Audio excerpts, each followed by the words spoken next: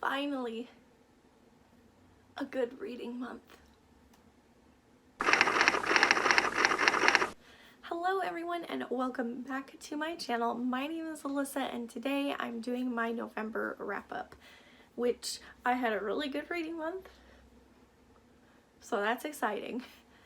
November wasn't as busy as I expected it to be. It's kind of crazy with everything going on, and then we just didn't really do Thanksgiving, so I ended up getting a lot of things read and I'm pretty stoked about that.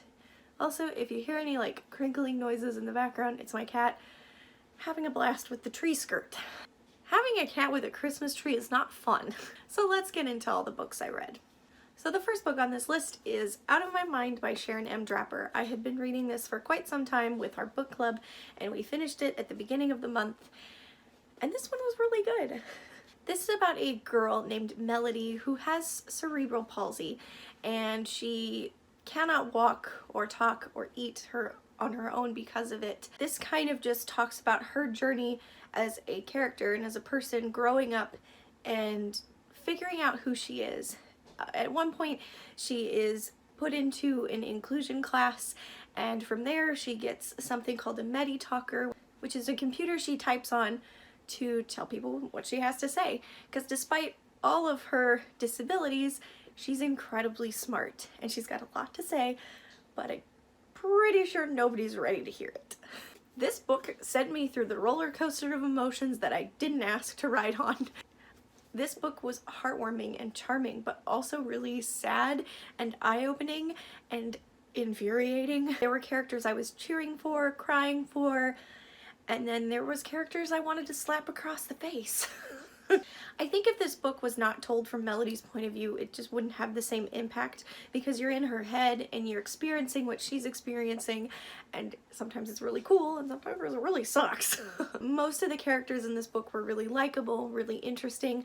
I will say that they didn't feel as in-depth as I would have hoped. I was kind of thinking this would be more in the vein of like Wonder with the multiple perspectives, but obviously this is way shorter. And I think it could have benefited from the multiple perspectives, kind of like Wonder. Just having people talk about Melody who are part of her life could have been really intriguing, but we unfortunately didn't get that. We just got Melody's point of view, which was really good, but it could have been interesting to see other perspectives. The writing was really easy to get into. I think that Sharon M. Draper definitely has a talent for making you feel all the emotions, because I've never quite went from happy to angry in 2 seconds quite like this. I will say that the ending of this book kind of had me feeling a little mixed. Really liked some aspects of it, but there was one aspect in particular that I just wasn't on board for. Something really awful happens at the end, and Melody and her mom kind of are at odds with each other while that thing is happening, and it's never resolved. Her and her mom don't make up, they don't talk about it afterwards, and the point where this book leaves off between her and her mom just feel very strange, like a strange point to leave off of. And then the other part of this ending was very vindicating. I gave this book 4 out of 5 stars. I really did enjoy it, but there were definitely some things that I was kind of like, oh, okay. Okay, I'm gonna preface this with, I hated this. Please don't hate me.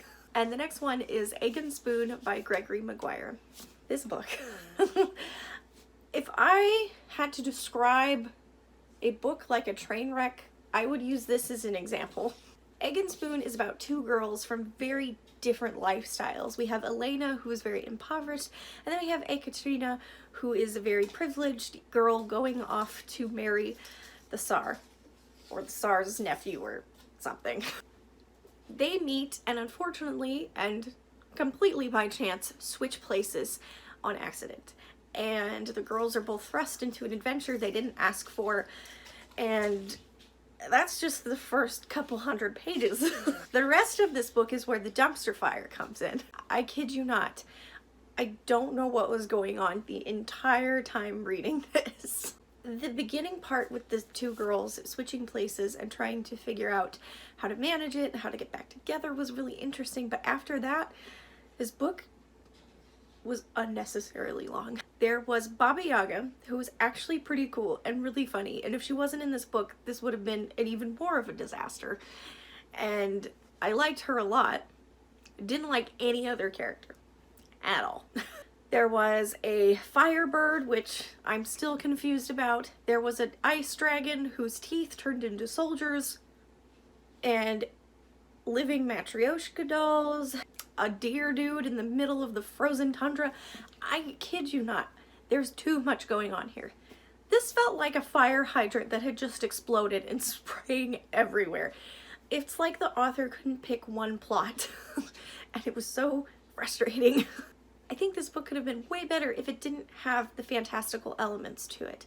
I was going into this, and a lot of my class was as well, because we read this for book club, was thinking it was more of a historical fiction with maybe like references to fairy tales or like parallels to fairy tales, which would have been way better than what we got. There was just too much going on. Too much of it didn't make sense. And a lot of the characters and fantastical elements didn't even need to be there and didn't make sense. Another thing that I absolutely hated about this was the writing.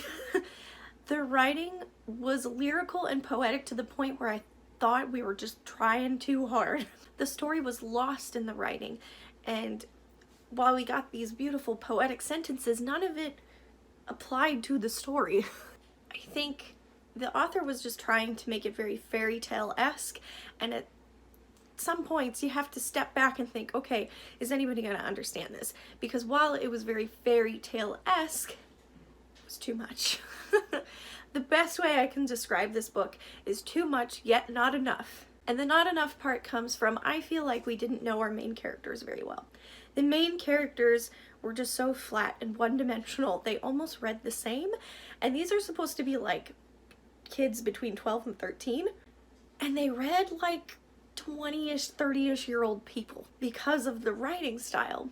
And I feel like we didn't know enough about their backgrounds and about their history, and I just didn't care about them. I didn't. By the end of the book, I was like, okay, that's great. The ending felt like a cop-out.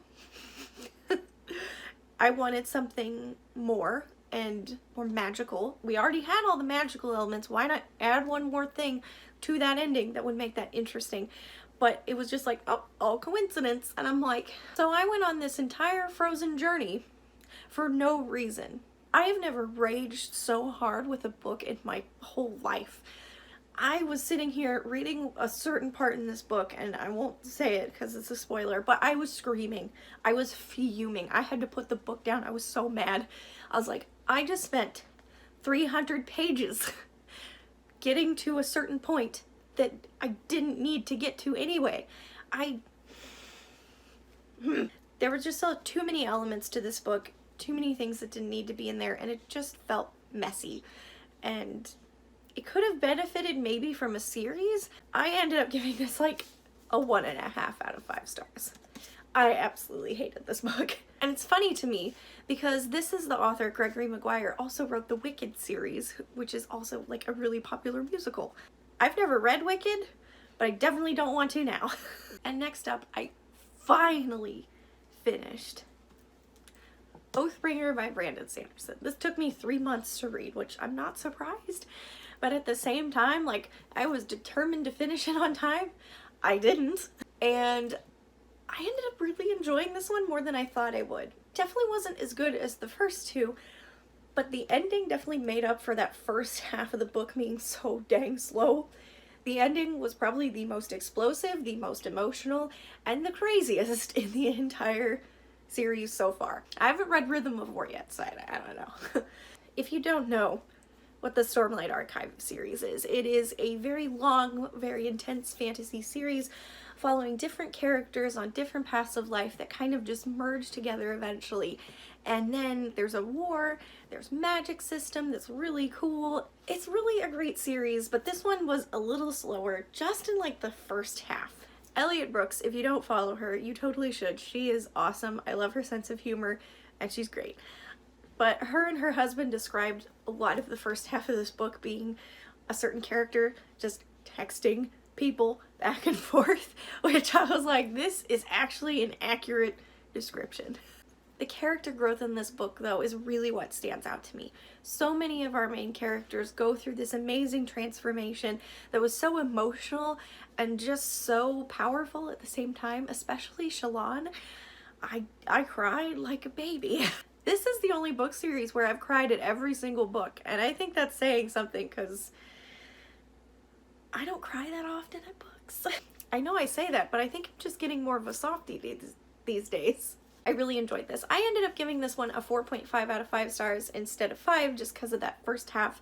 While it was still interesting, it was a little slower and it could have done with maybe some more action peppered in there, but it did work towards the end goal of the ending in a way.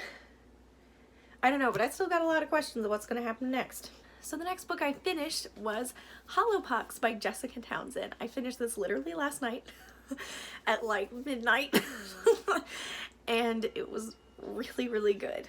Like, really good. I think this one is my favorite so far. The first one and this one have definitely been my favorites. It was oddly timely in the weirdest and most uncanny way. So if you don't know, Nevermore, the first book, is about a girl named Morgan Crow who is destined to die on her 11th birthday, but instead she is taken away to the magical world of Nevermore by a strange and mysterious fellow named Jupiter North. And she has to face some trials, and those trials have to show off her gift or her talent. It's usually magical, but she's like, I don't have one. So, kind of a crazy ride. In this particular one, there is a virus, an epidemic, if you will, going through Nevermore, and Morgan and everyone on the Hollowpox task force have to figure out how this started, why it's spreading like this, and have to stop it.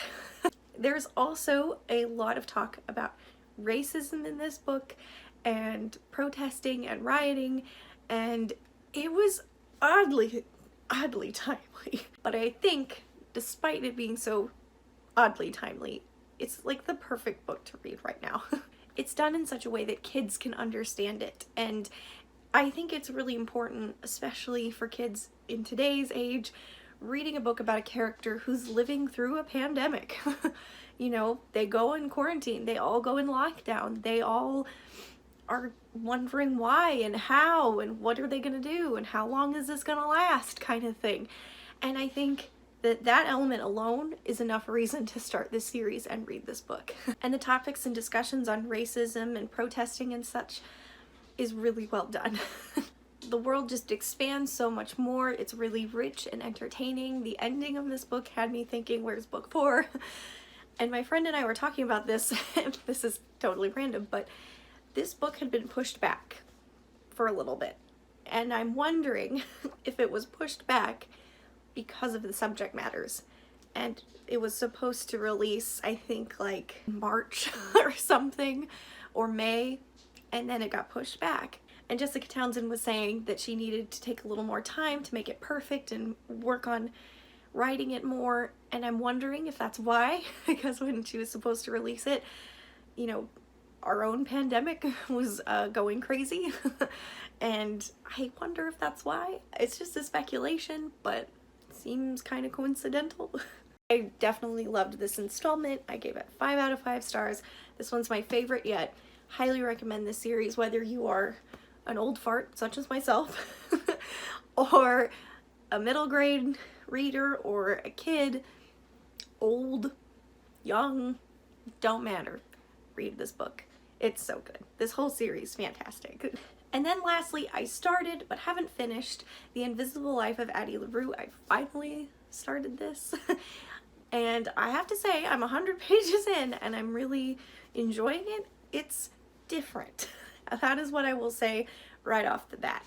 This is the story about Addie LaRue, who has lived a very long time because of a deal she made with some dark entity in order to live a life the way she wants. And she can't die, she doesn't age, but she's also invisible to everyone she meets. They meet her and then they forget about her.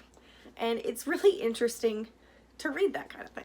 It's really fascinating so far to read how Addie gets through life to find places to live, how to eat, you know, and stuff like that, because people forget about her. And I think it's really intriguing. The other main character, I'm not entirely sure with yet. I've only read like one chapter of his. And yeah, it's definitely slow going, but I can already tell that I love the writing. I like Addie as a main character, and I'm intrigued to see where this goes. So here are all the beautiful and wonderful books I either finally finished or read the entire month of November. I would say this was a successful reading month for me, considering the last few months it's been like 1 or 2 books. And we have 5 here. I'm very pleased with myself. And now I'm gonna put these down because they're heavy. So that was my November wrap up. Let me know down below what you read this month, which one was your favorite. Don't forget to subscribe if you haven't. I put out content at least weekly, sometimes twice a week, depending on the day. Give it a thumbs up if you enjoyed it. And I will see you guys very, very soon in the next video. Bye-bye!